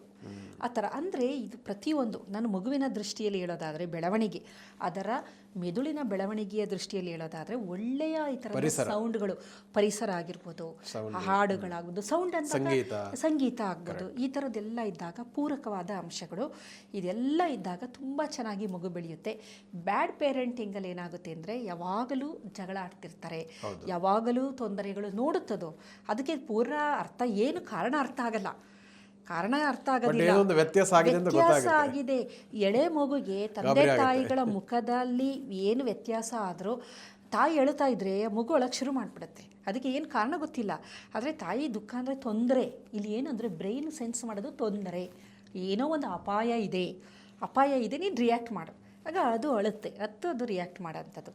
ಹಾಗಾಗಿ ಎಲ್ಲ ಇದೂ ಪೂರಕ ಆಗಿದೆ. ಇದ್ರ ಜೊತೆಗೆ ಮೆದುಳಿನ ಬೆಳವಣಿಗೆ ತುಂಬ ಚೆನ್ನಾಗಿ ಆಗಬೇಕು ಅಂತಂದರೆ ಮೊದಲ 6 ವರ್ಷದವರೆಗೂ, 0 ಅಂದರೆ ಮಗು ಹುಟ್ಟಿದಿನಿಂದ 6 ವರ್ಷದವರೆಗೂ ತಂದೆ ತಾಯಿಗಳು ಮಗುವಿನ ಹತ್ತಿರದಲ್ಲೇ ಇಟ್ಕೊಂಡು ಮಗುವನ್ನು ಸಾಕಬೇಕು. ಹತ್ತಿರ ಅಂದರೆ ತಾಯಿ ಜೊತೆ ಇದೆ ಮಗು, ತಾಯಿ ಏನೋ ಕೆಲಸ ಅಂದರೆ ಅದಕ್ಕೆ ಇನ್ನೊಂದು ಆಲ್ಟರ್ನೇಟಿವ್ ಅಪ್ಪ ಅಮ್ಮ ಇಬ್ಬರು ಬ್ಯುಸಿ ಇದ್ದಾರೆ ಅಂದರೆ ಅಜ್ಜಿನೂ ಬ್ಯುಸಿ ಅಂದರೆ ತಾತ. ಈ ಥರ ಮನೆಯ ಕುಟುಂಬದ ಸದಸ್ಯರ ಜೊತೆಯೇ ಸದಾಕಾಲ 24x7 ಅವರ್ಸು ಮಗು, ಆದಷ್ಟು ತಾಯಿ, ನಂತರ ತಂದೆ, ನಂತರ ಅಜ್ಜಿ ಅಜ್ಜ, ಚಿಕ್ಕಪ್ಪ ಚಿಕ್ಕಮ್ಮ, ಈ ಥರ ಒಂದು ಕುಟುಂಬ, ಒಟ್ಟು ಕುಟುಂಬ ಅಂತ ನಾವೇನಂತೀವಿ. ಆ ಮಗುನ ಒಬ್ಬರೊಬ್ಬರು ಕೆಲಸ ಇದ್ದಾಗ ಬೇರೆಯವರಿಗೆ ಕೊಡೋದು ಮಾಡಿದಾಗ ಅದು ಮುಖ್ಯವಾಗಿ ಒಂದು ಮನುಷ್ಯನ ದೇಹದ ಶಾಖದಲ್ಲೇ ಮಗು ಬೆಳವಣಿಗೆ ಆಗಬೇಕು. ಅದು ತಾಯಿಯ ದೇಹದ ಶಾಖದಲ್ಲಿ ಆದಾಗ ಏನಾಗುತ್ತೆ ಅಂದರೆ ನಮ್ಮ ಮೆದುಳಿನಲ್ಲಿರುವ, ನಮ್ಮ DNA ಯಲ್ಲಿರುವಂಥ ಕೆಲವೊಂದು ಜೀನ್ಸ್ಗಳಿದೆ, ಅದು NR3C1 ಅಂತ, ಗ್ಲೂಕೋಕಾರ್ಟಿಕಾಯ್ಡ್ ರೆಸೆಪ್ಟಾರ್ ಜೀನ್ ಅಂತ ಇದೆ, ಇನ್ನೊಂದು OXTR ಜೀನ್ ಅಂತ ಇದೆ. ಈ 2 ಜೀನ್ಗಳು ಡಿಮಿಥೈಲೇಷನ್ ಅಂತ ಒಂದು ಪ್ರಾಸೆಸ್ ನಡೆಯುತ್ತೆ. ಇದು ಯಾರಿಗೂ ಗೊತ್ತಿಲ್ಲ, ಒಳಗಡೆ ಏನಾಗುತ್ತೆ ಅಂತ ಯಾರಿಗೂ ಗೊತ್ತಿಲ್ಲ. ನಾನು ಒಬ್ಬ ವಿಜ್ಞಾನಿಯಾಗಿ ಇದನ್ನು ಹೇಳ್ತಾ ಇರೋದು. ಮಗುನ ಎಲ್ಲ ಎತ್ಕೊಂಡು ಅದನ್ನು ಚೆನ್ನಾಗಿ ಜೋಪಾನ ಮಾಡ್ತಾ ಇದ್ದಾರೆ. ಅಂಥ ಸಂದರ್ಭದಲ್ಲಿ ಮಗುವಿನ ಮೆದುಳಿನಲ್ಲಿ ನಡೆಯುವಂಥ ಪ್ರಾಸೆಸ್ ಇದು ಡಿಮಿಥೈಲೇಷನ್ ಪ್ರಾಸೆಸ್ ಅಂತ ಇದನ್ನು ಕರಿತೀವಿ, ಒಂದು ರಾಸಾಯನಿಕ ಪ್ರಕ್ರಿಯೆ. ಮೇಡಮ್, ಈಗ ಇದಕ್ಕೆ ಪೂರಕವಾಗಿ ಒಂದು ಹೇಳ್ತೀನಿ. ಇತ್ತೀಚೆಗೆ ಏನಂದರೆ ಅಫ್ಕೋರ್ಸ್ ಈ ಏನೋ ವೆಸ್ಟರ್ನ್ ಕಲ್ಚರ್ ಅಥವಾ ಲೇಟೆಸ್ಟ್ ನಂಗೆ ಗೊತ್ತಿಲ್ಲ, ಈ ಮಗುವನ್ನು ಒಂದು ಸಣ್ಣ ಒಂದು ಗಾಡಿನಲ್ಲಿ ಕೂರಿಸ್ಕೊಂಡು ಹೋಗುವಂಥದ್ದು, ಒಂದು ಹೀಗೆ ತಳ್ಕೊಂಡು ನಾವು ಶಾಪಿಂಗ್ ಮಾಲೆಲ್ಲ ಹೋಗೋ ಥರ ಪೇರೆಂಟ್ಗಳು ಹೋಗ್ತಾರೆ. ಅದು ಒಳ್ಳೆದ ಅಥವಾ ಕೈಲಿಗೆ ಎತ್ಕೊಂಡು ಹೋಗುವಂಥದ್ದು ಒಳ್ಳೆದ? ಏನು ಹೇಳ್ತೀರಾ ಅಂತ, ಯಾಕಂದ್ರೆ ಶಾಖದ ಬಗ್ಗೆ ಹೇಳಿದಿರಿ. ಸೊ ಇದನ್ನು ಕೂಡ ಪೇರೆಂಟ್ಗಳು ಗಮನಿಸ್ಬೇಕಾ ಅಂತ? ಗಮನಿಸ್ಬೇಕು, ಬಟ್ ಮಾಡಬೇಕಲ್ಲ.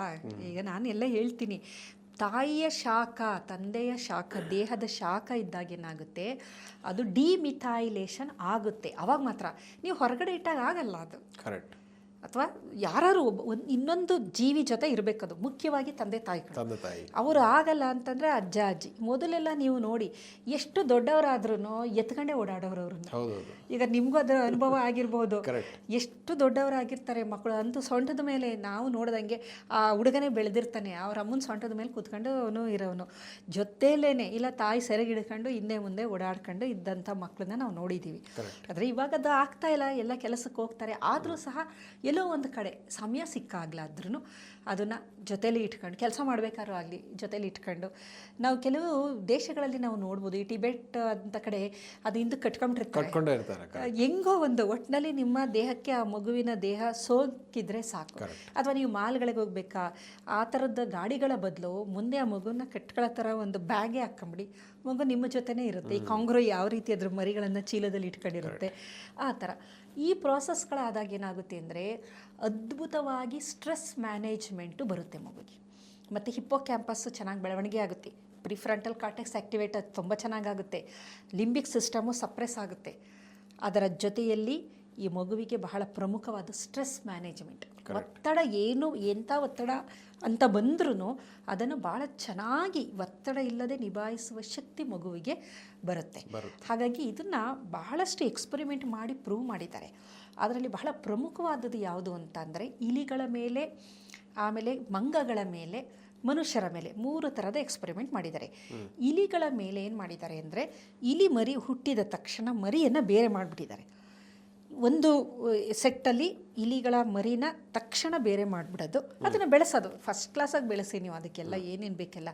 ಇನ್ನೊಂದು ಮರಿಗಳು ಈ ತಾಯಿಯ ಜೊತೆನೇ ಬೆಳೆಯೋಂಥದ್ದು. 2 ವ್ಯತ್ಯಾಸ ನೋಡಿದ್ರೆ ಗ್ರೂಮಿಂಗ್ ಅಂತ ಕರಿತೀವಿ. ಅದು ಗ್ರೂಮಿಂಗ್ ಅಂತಂದರೆ ಅದನ್ನು ನೆಕ್ಕುತ್ತಾ ಇರುತ್ತೆ, ಅದ್ರ ಜೊತೆಲೇ ಕಾವು ಕೊಡ್ತಾ ಇರುತ್ತೆ. ಕಾವು ಅಂತಂದರೆ ಕೋಳಿ ಥರ ಅಲ್ಲ, ಬಿಸಿ ಇರುತ್ತೆ ದೇಹದ ಶಾಖ. ಅದೆಲ್ಲ ಜೊತೆಲಿ ಈ ಮರಿಗಳ ಬಿಹೇವಿಯರ್ಗೂ ಒಂಟಿಯಾಗಿ ಬೆಳೆದ ಮರಿಗಳ ಬಿಹೇವಿಯರ್ಗೂ ಸಂಪೂರ್ಣ ವ್ಯತ್ಯಾಸ ಇದೆ. ಒಂಟಿಯಾಗಿ ಬೆಳೆದ ಮರಿಗಳಿಗೆ ಭಯ ಜಾಸ್ತಿ, ಆತಂಕ, ಖಿನ್ನತೆ ಅಂದರೆ ಡಿಪ್ರೆಷನ್ ಅಂತ ಆ ಲೆವೆಲ್ ಅಲ್ಲ, ಮನುಷ್ಯನಿಗೆ ಹೋಲಿಸೋದಾದರೆ ಆತಂಕ ಇರುತ್ತೆ. ಆಮೇಲೆ ಅವನ್ನ ಆಹಾರ ಹೇಗೆ ತಗೋಬೇಕು ಸರಿಯಾಗಿ ಗೊತ್ತಿಲ್ಲ, ಅಲ್ಲೂ ಒಂದು ಭಯ. ಮತ್ತು ಸ್ಟ್ರೆಸ್ ಕೊಟ್ಟಾಗ ಅದನ್ನು ಮ್ಯಾನೇಜ್ ಮಾಡೋಕ್ಕೆ ಬರೋದಿಲ್ಲ. ಈ ಥರದ್ದೆಲ್ಲದೂ ಮರಿಗಳನ್ನು ಬೇರೆ ಬೆಳೆಸಿದಾಗ ಆಗಿದೆ.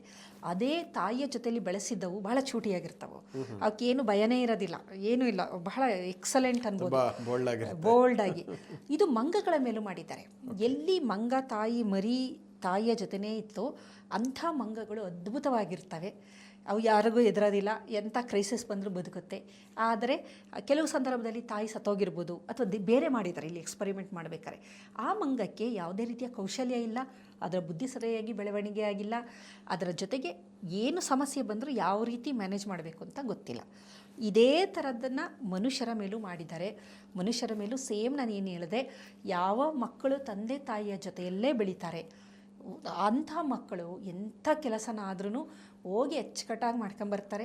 ಒತ್ತಡ ನಿರ್ವಹಣೆ ಚೆನ್ನಾಗಿ ಗೊತ್ತಿರುತ್ತೆ, ಬುದ್ಧಿಯ ಬೆಳವಣಿಗೆ ಚೆನ್ನಾಗಿರುತ್ತೆ, ಫೋಕಸ್ ಚೆನ್ನಾಗಿರುತ್ತೆ, ಕಾನ್ಸಂಟ್ರೇಷನ್ ಇರುತ್ತೆ, ಮೆಮೊರಿ ಚೆನ್ನಾಗಿರುತ್ತೆ, ಡಿಸಿಷನ್ ಮೇಕಿಂಗ್ ತುಂಬ ಚೆನ್ನಾಗಿ ಮಾಡ್ತಾರೆ, ಅನಾಲಿಸಿಸ್ ಚೆನ್ನಾಗಿ ಮಾಡ್ತಾರೆ, ಎಲ್ಲದರಲ್ಲೂ ಎಕ್ಸಲೆಂಟ್ ಆಗಿರ್ತಾರೆ. ಯಾವ ಮಕ್ಕಳು ತಂದೆ ತಾಯಿಯಿಂದ ದೂರವಾಗಿ ಬೆಳೆಯುತ್ತಾರೆ, ನೀವು ಸುಮ್ಮನೆ ನೋಡ್ಕೊಳ್ತಾ ಬನ್ನಿ, ಎಲ್ಲದರಲ್ಲೂ ಸಮಾಜಕ್ಕೆ ಕಂಟಕಪ್ರಾಯರು, ಇಲ್ಲ ತುಂಬ ಕೆಟ್ಟವರಾಗಿರ್ತಾರೆ, ದುಷ್ಟರು ಅಂತೀವಲ್ಲ ಆ ಥರ ಆಗ್ಬೋದು, ಇಲ್ಲ ದಡ್ಡರಾಗಿರ್ಬೋದು, ಇಲ್ಲ ಭಯ ಇರುತ್ತೆ ಅವರಿಗೆ, ಕಾನ್ಫಿಡೆನ್ಸ್ ಇರೋದಿಲ್ಲ, ಎಲ್ಲದಕ್ಕೂ ಭಯ, ಎಲ್ಲಿ ಏನು ಮಾಡಿದ್ರೆ ತಪ್ಪಾಗುತ್ತೋ ಅಂತ ಆತಂಕ ಇರುತ್ತೆ, ಖಿನ್ನತೆಗೂ ಒಳಗಾಗ್ಬೋದು. ಮತ್ತು ಸ್ಟ್ರೆಸ್ ಮ್ಯಾನೇಜ್ಮೆಂಟ್ ಮಾಡೋಕ್ಕೆ ಬರಲ್ಲ. ಈ ರೀತಿ ನಾನಾ ರೀತಿಯ ತೊಂದರೆಗಳನ್ನು ನಾವು ನೋಡ್ಬೋದು. ಹಾಗಾಗಿ ಇತ್ತೀಚೆಗೆ ಏನಂತಂದರೆ ತಂದೆ ತಾಯಿ ಇಬ್ಬರೂ ಕೆಲಸಕ್ಕೆ ಹೋಗೋ ಅಂಥ ಪರಿಸ್ಥಿತಿ ಬಂದಿರೋದ್ರಿಂದ ಏನಾದರೂ ಒಂದು ಆಲ್ಟರ್ನೇಟಿವ್ ಒಂದು 6 ವರ್ಷದವರೆಗೂ ಮಾಡ್ಕೋಬೇಕಾಗುತ್ತೆ. ಅಟ್ಲೀಸ್ಟ್ ಒಬ್ಬರು ವರ್ಕ್ ಫ್ರಮ್ ಹೋಮ್ ಥರ ಮಾಡ್ಕೊಂಡು ಕೆಲಸ ಆದ್ರೂ ಮಗು ಜೊತೆಲೇ ಇರುತ್ತಾ, ಏನೋ ಒಂದು ಏನೂ ಇಲ್ಲದೆ ಇರೋದಕ್ಕಿಂತ ಇದರಲ್ಲಿ ಒಂದು ಬೆಟರ್ ಅಂತ ಅನ್ಬೋದಲ್ವಾ. ಆಮೇಲೆ ಆಕೆ ಏನೋ ಕೆಲಸ ಮಾಡ್ಬೇಕಾದ್ರೆ ತಂದೆ ಹತ್ರ ಹೋಗ್ಬೇಕು. ಆ ಥರ ಒಬ್ಬರಲ್ಲ ಒಬ್ಬರು ಅದನ್ನು ಸದಾ ಕಾಲ ಅದರ ಜೊತೆ ಒಂದು 6 ವರ್ಷ ಅಂತೂ ಬೇಕೇ ಬೇಕು ಇದ್ದಾಗ. ಇಲ್ಲ ಇಬ್ರಿಗೂ ಆಗಲ್ಲ ಅಂತಂದರೆ ಸ್ವಲ್ಪನಾರು ಸಮಯ ಕೊಡಿ, ಮಿಕ್ಕ ಸಮಯ ಅಜ್ಜಿ ತಾತ ಇದ್ದರೆ ಅವ್ರು ಕೊಡಲಿ. ಆದಷ್ಟು ಟಿ ವಿ ಮೊಬೈಲ್ ಇಂಥದನ್ನು ಬಿಟ್ಟು ಆ ಮಗುವಿನ ಕಡೆ ಗಮನ ಕೊಟ್ಟರೆ ಮಗು ಮುಂದಿನ ದಿನದಲ್ಲಿ ಇದೆಲ್ಲ ದುಡಿಯೋದು ಮಕ್ಕಳಿಗೇ. ಫೈನಲಿ ಇವ್ರು ಯಾಕೆ ಅಷ್ಟೊಂದು ಕಷ್ಟಪಡ್ತಾರೆ, ನನ್ನ ಮಗನಿಗೆ ಒಳ್ಳೆ ಎಜುಕೇಷನ್ ಕೊಡ್ಸೋಣ, ಒಂದಷ್ಟು ಪ್ರಾಪರ್ಟಿ ಮಾಡೋಣ, ನನ್ನ ಮಗ ಸುಖವಾಗಿರ್ತಾನೆ ಅಂತ ಅದಂಥ ಮೂರ್ಖತನ ಯಾವುದೂ ಇಲ್ಲ. ಅದಕ್ಕಿಂತ ಮಕ್ಕಳನ್ನೇ ಒಂದು ಒಳ್ಳೆ ಆಸ್ತಿಯಾಗಿ ಬೆಳೆಯುವಂಥದ್ದು ಒಳ್ಳೆ ಮುತ್ತಿನಂತ ಮಾತು ಹೇಳಿದ್ರಿ. ಆಸ್ತಿನ ಮಾಡೋ ಬದಲು ಮಗುವೇ ಆಸ್ತಿ ಅಂತ ನೀವು ಅದನ್ನು ಬೆಳೆಸಿದ್ರೆ, ನೀವು ಲಕ್ಷ ದುಡಿದ್ರೆ ಅವನು ಕೋಟಿ ದುಡಿಯೋಷ್ಟು ಸಾಮರ್ಥ್ಯವನ್ನು ಅವನು ಪಡಿತಾನೆ. ಅಂಥ ಸಾಮರ್ಥ್ಯವನ್ನು ನಾವು ಕೊಡಬೇಕಾಗುತ್ತೆ. ಯಾಕಂದ್ರೆ ಎಷ್ಟು ಆಸ್ತಿ ಕೋಟಿ ಮಾಡ್ಬೋದು, ಮಕ್ಕಳೇ ಸರಿ ಇಲ್ಲ ಅಥವಾ ಅಂದ್ರೆ ನೀವು ಮಾಡಿರೋ ಅಷ್ಟನ್ನು ಒಂದು ನಿಮಿಷದಲ್ಲಿ ಕುಂಬಾರನಿಗೆ ವರ್ಷ ದೊಣ್ಣೆಗೆ ನಿಮಿಷ ಅಂತ 1 ನಿಮಿಷದಲ್ಲಿ ಕಳಿಬೋದು. ಅವನು ಡ್ರಗ್ ಅಡಿಕ್ಟ್ ಆದರೆ ಏನು ಮಾಡ್ತೀರಾ, ಅಥವಾ ಜುಜುಕೋರ ಆದರೆ ಏನು ಮಾಡ್ತೀರಾ, ಕ್ಯಾಸಿನೋ ಇರೋದೆಲ್ಲ ದುಡ್ಡು ತಗೊಂಡೋಗಿ ಒಂದು ಸಲ ಕ್ಯಾಸಿನೋ ಆಡ್ಕೊಂಡು ಒಂದೇ ಸಲ ಕಳಿಬೋದು ಅಲ್ವಾ. ಏನು ಬೇಕಾದರೂ ಆಗ್ಬೋದು. ಸಂಸ್ಕಾರ ಒಟ್ಟಿನಲ್ಲಿ ಇದೆಲ್ಲ ಹೇಳಿದ್ರೆ ಸಂಸ್ಕಾರ ಅನ್ನುವಂಥದ್ದು ಎಷ್ಟು ಇಂಪಾರ್ಟೆಂಟ್ ಆಗುತ್ತೆ ಒಂದು ಮಗುವಿನ ಬೆಳವಣಿಗೆಯಲ್ಲಿ ಅನ್ನುವಂಥದ್ದನ್ನು. ಸಂಸ್ಕಾರ ಅನ್ನೋದೇ ನಿಮ್ಮ ಫೌಂಡೇಶನ್. ನೀವು ಒಂದು ಬಿಲ್ಡಿಂಗ್ ಕಟ್ಟಬೇಕಾದ್ರೆ ಫೌಂಡೇಶನ್ನೇ ಸರಿಯಾಗಿ ನೀವು ಕಟ್ಟಿಲ್ಲ ಅಂದರೆ ಅದ್ರ ಮೇಲೆ ಎಷ್ಟು ಫ್ಲೋರ್ ಕಟ್ಟಿ ಏನು ಪ್ರಯೋಜನ, ಯಾವ ಥರ ಕೊಲಾಪ್ಸ್ ಆಗಿಬಿಡುತ್ತೆ. ನಿಮ್ಮ ಫೌಂಡೇಶನ್ ಸ್ಟ್ರಾಂಗ್ ಆಗಿತ್ತು ಅಂದರೆ ಅದ್ರ ಮೇಲೆ ನೀವು ಏನು ಬೇಕಾದರೂ ಮಾಡ್ಬೋದು. ಕರೆಕ್ಟ್. ಹಾಗಾಗಿ ಇಂಥ ಅಂಶಗಳನ್ನು ತಂದೆ ತಾಯಿಗಳು ಮನದಟ್ಟು ಮಾಡ್ಕೋಬೇಕು. ಕಾರಣ ಹೇಳ್ತಾರೆ ಬೇಕಾದಷ್ಟು. ನಾನು ಕೆಲವು ವಿಡಿಯೋದಲ್ಲಿ ಕಾಮೆಂಟ್ ಹಾಕಿರ್ತಾರೆ, ನಮ್ಗೆ ಎಲ್ಲಿರುತ್ತೆ ಮೇಡಮ್ ಟೈಮು, ನೀವೆಲ್ಲ ಹೇಳ್ತೀರಾ. ಇದು ನಿಮಗೆ ಬಿಟ್ಟಿದ್ದು, ನಿಮ್ಮ ಸಮಸ್ಯೆ, ನನ್ನ ಸಮಸ್ಯೆ ಅಲ್ಲ. ನಾನು ಇರೋ ವಿಚಾರ ನಿಮ್ಗೆ ಹೇಳ್ತಾ ಇದ್ದೀನಿ. ಟೈಮ್ ಮ್ಯಾನೇಜ್ ಮಾಡೋದು ಎಲ್ಲ ಮಾಡೋದು ನಿಮಗೆ. ಈಗ ಫೈನಲಿ ಬೇಕಾಗಿರೋದು ಯಾರಿಗೆ, ನಮಗೆ ತಾನೇ. ಈಗ ವಿಚಾರ ಇದು ಇರೋದು ಸೈಂಟಿಫಿಕ್ ಆಗಿ ಇದು ಆ ಥರ ಇದೆ. ಅದನ್ನು ಸ್ವೀಕರಿಸೋದು ತಿರಸ್ಕರಿಸೋದು ನಿಮಗೆ ಬಿಟ್ಟಿದ್ದು ಅಲ್ವಾ. ನೀವು ಸ್ವೀಕಾರ ಮಾಡಿ ಬದಲಾವಣೆ ಮಾಡಿ ಏನೋ ಒಂದು ಮಾಡ್ಕೊಂಡ್ರೆ ನಿಮ್ಮ ಮಕ್ಕಳು ಚೆನ್ನಾಗಿರ್ತಾರೆ. ಇಲ್ಲ ಬಿಡು ನನ್ನ ಕೈಲಾಗೋದಿಲ್ಲ, ನೀವೇನೋ 1000 ಹೇಳ್ತೀರಾ ಅಂತಂದರೆ ತಿರಸ್ಕಾರ ಮಾಡಿದ್ರೆ ಅನುಭವಿಸೋರು ಯಾರು, ಆ ತಂದೆ ತಾಯಿಗಳೇ. ಹಾಗಾಗಿ ಇದು ಇರುವ ವಿಚಾರ, ಇದು ಸತ್ಯ, ಇದೇನು ಬದಲಾವಣೆ ಆಗಲ್ಲ. ಅದನ್ನು ಸ್ವೀಕಾರ ಮಾಡುವ ಮನಸ್ಥಿತಿನ ತಗೊಳ್ಳಿ. ಸಾಧ್ಯ ಆದರೆ ಆಗದೇನೆ ಯಾವುದೂ ಇಲ್ಲ, ಮನಸ್ಸಿದ್ದರೆ ಮಾರ್ಗ ಅಂತ ಎಲ್ಲೋ ಒಂದು ಕಡೆ ಏನೋ ಒಂದು ಆಲ್ಟರ್ನೇಟ್ ಮಾಡ್ಕೊಂಡು ಏನಾದ್ರು ಒಂದು ಕೆಲಸನೇ ಬಿಡಿ ಅಂತ ಹೇಳ್ತಾ ಇಲ್ಲ. ಅಲ್ಲಿ ಏನೋ ಒಂದು ನಾವು ಟಿ ವಿ ನೋಡೋ ಅಂಥ ಸಮಯ, ಮೊಬೈಲ್ ನೋಡುವ ಸಮಯನ ಮಗುವಿಗೆ ಮೀಸಲಾಗಿಟ್ಟರೆ ಮುಂದಿನ ದಿನದಲ್ಲಿ ಆ ಮಗು ಚೆನ್ನಾಗಿ ಬೆಳವಣಿಗೆ ಆಗುತ್ತೆ. ಹಾಗಾಗಿ ಈ ಒಂದು ಬುದ್ಧಿ ಅಂತಂದಾಗ ಮೆದುಳು ಅಂತ ನಾವೇನಂತೀವಿ, ಇದು ತುಂಬ ಸಂಕೀರ್ಣವಾದದ್ದು. ಪ್ರತಿ ಹಂತದಲ್ಲೂ ಹದಿಹರಿಯಕ್ಕೆ ಬರೋವರೆಗೂ ಬಹಳ ಇದೊಂದು ಬೇಕೇ ಬೇಕು. ಆ ನಂತರ ಬೆಳವಣಿಗೆ ಆಗೋಗಿರುತ್ತೆ. ಒಂದು ಪ್ರಿಫ್ರಾಂಟಲ್ ಕಾರ್ಟೆಕ್ಸ್ ಅದ್ರ ಪಾಡಿಗೆ ಅದು ಬೆಳೀತಾ ಇರುತ್ತೆ, ವಾತಾವರಣ ಚೆನ್ನಾಗಿರುತ್ತೆ. ಇಷ್ಟು ಮಾಡಿ ಬಿಟ್ಬಿಟ್ರೆ ನಾವು ಇನ್ನೇನು ತಲೆ ಕೆಡಿಸ್ಕೊಳ್ಳಾಗಿಲ್ಲ. ಅವನು ತನ್ನ ದಾರಿಯನ್ನು ತಾನು ನೋಡ್ಕೊಂಡು ಯಶಸ್ಸನ್ನು ಪಡೆಯೋದ್ರಲ್ಲಿ ಯಾವುದೇ ರೀತಿ ಸಂಶಯ ಇರೋದಿಲ್ಲ. ಭಾಳ ಅದ್ಭುತವಾಗಿ ಹೇಳಿದಿರಿ. ಎಷ್ಟೋ ಮಂದಿ ಮಕ್ಕಳಿಗೆ ಒಳ್ಳೆಯ ಬಟ್ಟೆ, ಆಹಾರ, ಒಳ್ಳೆಯ ಶಾಲೆ ಇದೆಲ್ಲ ಕೊಟ್ಟರೆ ಮುಗಿದೋಯ್ತು ಅಂತ, ಒಂದಷ್ಟು ದುಡ್ಡು ಅವ್ರಿಗೆ ಅಂತ. ಬಟ್ ಹಾಗಲ್ಲ. ಅಟ್ ದ ಸೇಮ್ ಟೈಮ್ ಮಗು ಹುಟ್ಟಿದಾಗಿಂದಲೇ ಅದರ ಪರಿಸರ ಯಾವ ರೀತಿ ಇರಬೇಕು, ಒಳ್ಳೆಯ ಗುಣ, ಒಳ್ಳೆಯ ಸಂಸ್ಕಾರವನ್ನು ಕೊಟ್ಟರೆ ಮಾತ್ರನೇ ಅದರ ಮಗುವಿನ ಮಿದುಳಿನ ಒಂದು ಸಮರ್ಪಕ ಬೆಳವಣಿಗೆ ಆಗುತ್ತೆ. ಇಲ್ಲಾಂದರೆ ಮುಂಭಾಗದ ಮಿದುಳಿನ ಬೆಳವಣಿಗೆ ಕುಂಠಿತ ಆಗುತ್ತೆ. ಅದ್ರ ಬಗ್ಗೆ ಸಾಕಷ್ಟು ಉಪಯುಕ್ತವಾದ ಮಾಹಿತಿಯನ್ನು ತಿಳಿಸಿಕೊಟ್ಟಿದ್ದೀರಾ. ಖಂಡಿತವಾಗಿಯೂ ನಮ್ಮ ಪೋಷಕರು ಮತ್ತು ಮಕ್ಕಳು ಇದರಿಂದ ತಿಳಿಯುವಂಥದ್ದು ಭಾಳ ಸಾಕಷ್ಟಿದೆ ಅಂತ ಹೇಳ್ತಾ, ಇಷ್ಟೊತ್ತು ನಮ್ಮ ವೀಕ್ಷಕರಿಗೆ ಭಾಳ ಅಮೂಲ್ಯವಾದಂತಹ ವಿಚಾರವನ್ನು ತಿಳಿಸಿಕೊಟ್ಟಿದ್ದೀರಾ. ಅದಕ್ಕಾಗಿ ಧನ್ಯವಾದಗಳು. ವೀಕ್ಷಕರೇ, ಇಂತಹ ಮತ್ತಷ್ಟು ಉಪಯುಕ್ತ ವಿಡಿಯೋಗಳಿಗೆ ವಿಶ್ವವಾಣಿ ಹೆಲ್ತ್ ಯೂಟ್ಯೂಬ್ ಚಾನಲನ್ನು ವೀಕ್ಷಿಸಿ ಮತ್ತು ಸಬ್ಸ್ಕ್ರೈಬ್ ಮಾಡಿ. ವಂದನೆಗಳು.